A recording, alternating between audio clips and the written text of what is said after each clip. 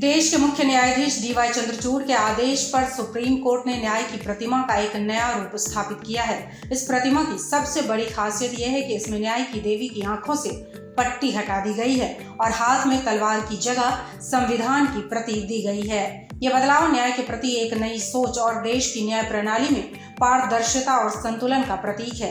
ये बदलाव ये संदेश देने के लिए किया गया है कि न्याय अब अंधा नहीं है और न सिर्फ सजा देने का माध्यम है। ये संविधान के अनुसार संतुलन और निष्पक्षता से फैसले लेने का प्रतीक है।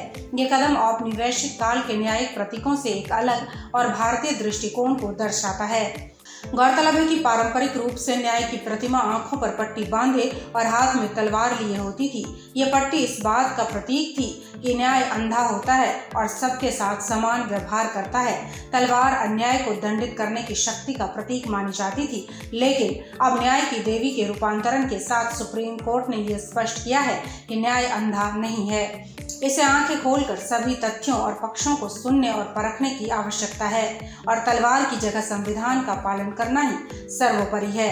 यह बदलाव औपनिवेशिक काल से चले आ रहे न्याय के प्रतीकों को हटाकर भारतीय न्याय प्रणाली को नए स्वरूप में प्रस्तुत करने का प्रयास है। यह भारतीय न्याय प्रणाली की अपनी पहचान स्थापित करने और औपनिवेशिक प्रभावों से बाहर निकलने की दिशा में एक महत्वपूर्ण कदम है।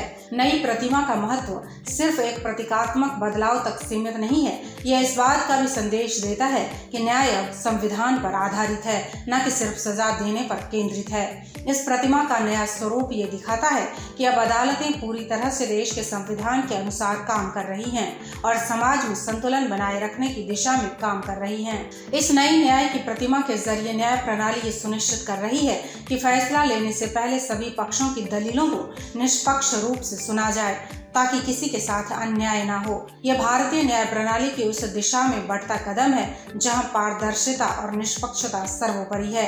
वैसे इस पूरे मामले पर आपका क्या कहना है? क्या संविधान में इस तरह का बदलाव आपको सही लगता है या गलत? हमें कमेंट कर जरूर बताएं।